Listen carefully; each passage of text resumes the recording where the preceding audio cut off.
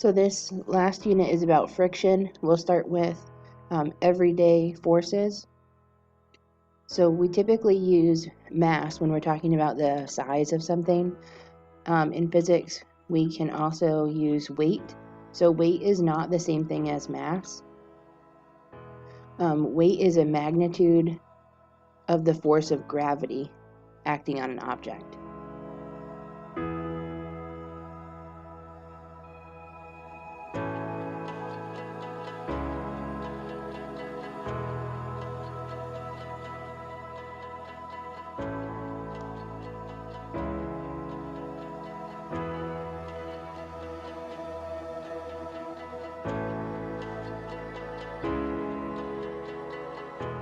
So the key here is that it's a magnitude of the force of gravity. So depending on the location and the size of the object, the weight of an object will be different. So a larger weight requires a larger force, and gravity influences the weight of an object. We can calculate this as the force due to gravity on the object is equal to mass times g, where the m is mass and g is gravity. On Earth, gravity would be 9.81 meters per second squared. We don't need the negative because the negative would show direction. On other planets or the moon, that value for g is going to be different, and therefore the weight of the object on certain planets or moons will be slightly different. So another everyday force is called the normal force. We've already worked with this a little bit. A more precise definition of normal force is it's a contact force. And this comes from one object acting on another object.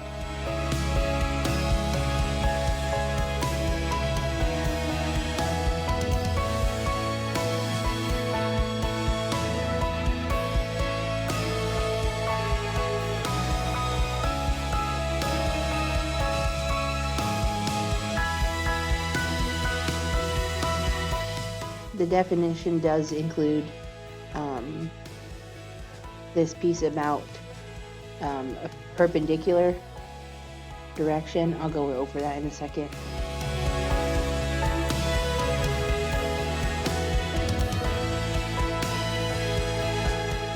So the kind of formal definition is a normal force is a contact force from one object on another object in a direction perpendicular to the surface of contact. I'm going to draw a table here. And on the table is a TV. It's an old school TV. There we go, old school TV. For this TV, we would draw the forces as originating from the center. And this TV is experiencing a force of gravity. And then the normal force is going to be perpendicular to the surface of contact. So the normal force would come up directly from that center point as well. And this would be the normal force. If we're thinking about an object on an incline, if this is the incline and the object is sitting here, gravity is going to be perpendicular to the ground. So gravity will go down straight like that. So straight down to the ground like that. That's the force of gravity. And then from the definition, we're told that the direction of the normal force is perpendicular to the surface. This black slanted line is the surface of contact. So the normal force would come up perpendicular from there. So that brings us to concepts of friction. Just going to move this table out of the way. We'll need that later. So this section is the force of friction.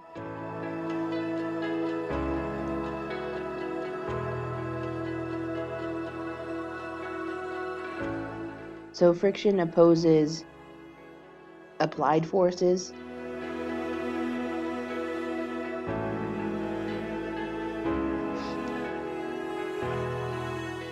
I'm just going to draw 3 quick diagrams.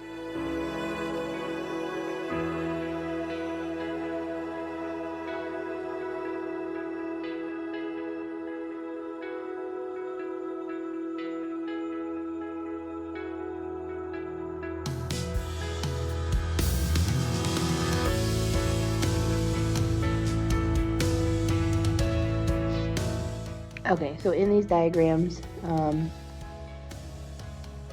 here's a tabletop,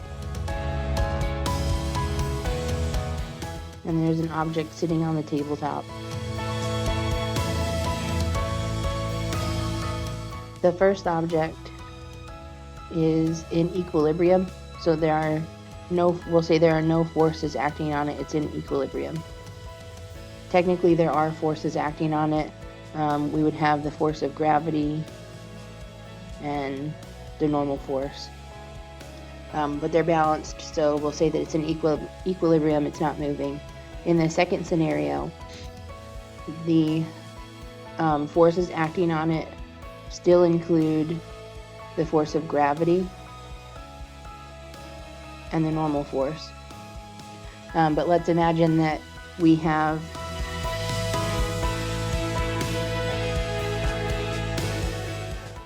an applied force here, and we're going to include friction. So in this scenario, the object is still in equilibrium because all of the forces are balanced. But in the last scenario, we have the force of gravity, the normal force. We'll have this be the applied force. And friction is only going to be that large. I'll get into why friction is labeled as F of S in a moment, but we see here that the friction force is smaller than the applied force.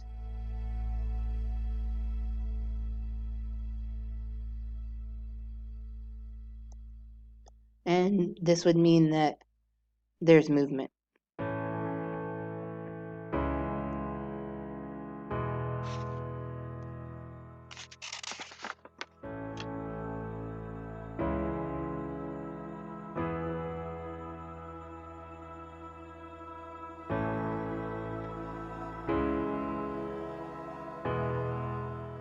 There are 2 categories of frictional forces.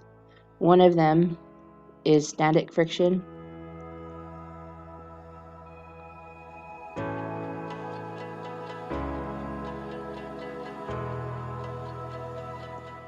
This is one that we label F sub S, and this is friction that keeps objects from moving.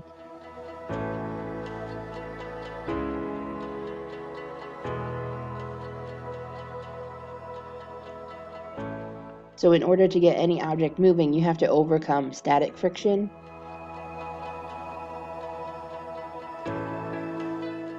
If the applied force is not large enough to start motion,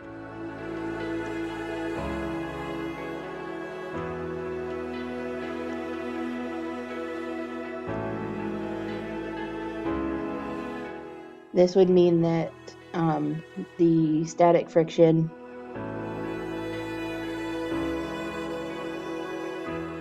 is equal to that applied force. And sometimes you'll see that the applied force in this situation has a negative sign to indicate that the frictional force is opposing the direction of the applied force. So in that situation, the static friction and the applied force are equal, so they are the object is in equilibrium. So that was kind of scenario A. Scenario B with static friction would be that the applied force is larger than the maximum static friction. So applied force is larger than F sub x. This relationship would be that the total forces acting on the object is equal to the applied force minus the frictional force. So whatever is left over would be kind of the net overall force, and in this situation, movement would occur.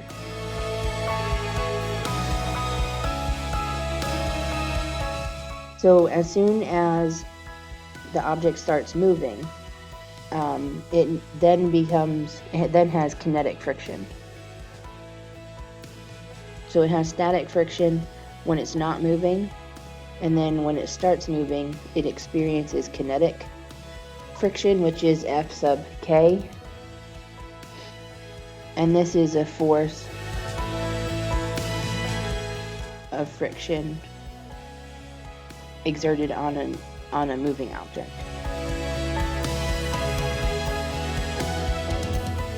Oops, sorry.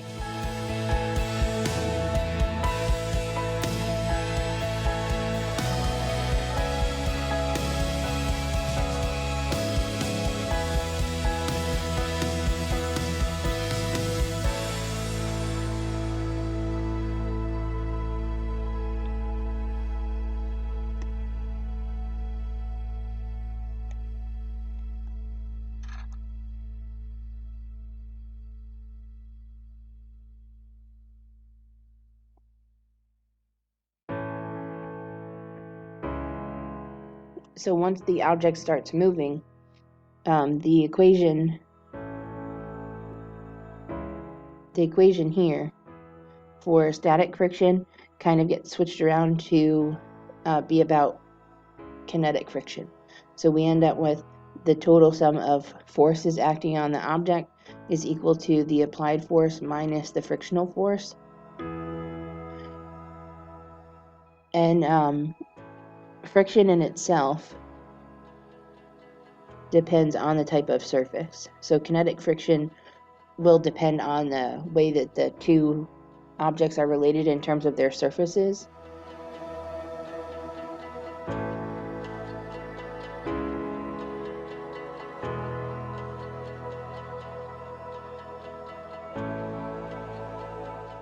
So let's get into this idea a little bit of how different surfaces interact with one another. I'm going to make this a separate section. I don't really like that.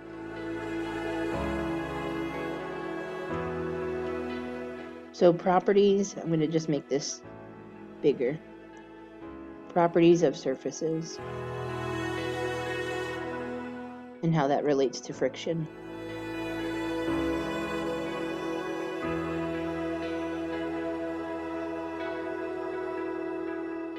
So this is where the concept of the coefficient of friction comes in. First of all, we can abbreviate coefficient of friction with the Greek letter mu. So it kind of looks like a weird backwards Y or a U combined. This is the Greek letter mu.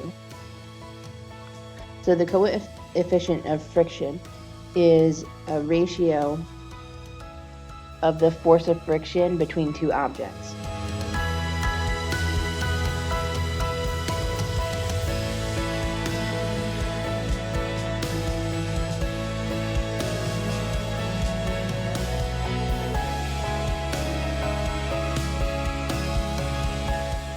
I have to move our table again.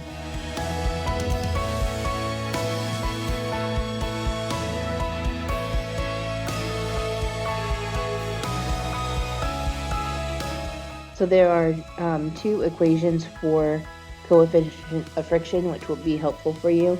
So we have the coefficient of friction, excuse me, when we're talking about static friction, this is equal to static friction divided by F sub n. So that's static friction divided by the normal force.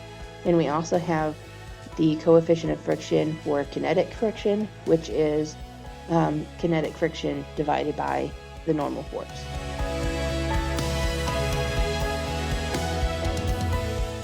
So it's generally the same equation, you're just replacing static friction with kinetic friction.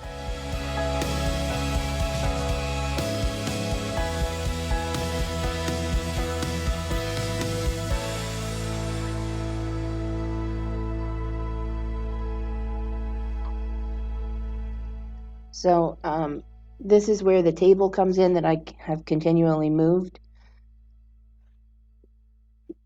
Your textbook has a table like this. This is just one that I pulled off of just Google search. So here it says coefficients of friction, and then we have an interaction of forces. So if we see here wood on wood, that would be like a wooden crate on a wooden floor. We have the coefficient of static friction and the coefficient of kinetic friction. So depending on what number or what value we need in our equation, we would pull one of those. At certain times, you will have to calculate the coefficient of friction. In other situations, you would be using the coefficient of friction to make a calculation. One thing to note about the values is as the coefficient of friction decreases,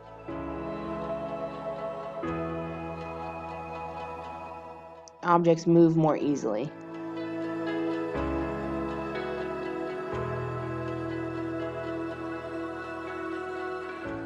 You'll notice that the coefficient of static friction is oftentimes larger than the coefficient of kinetic friction.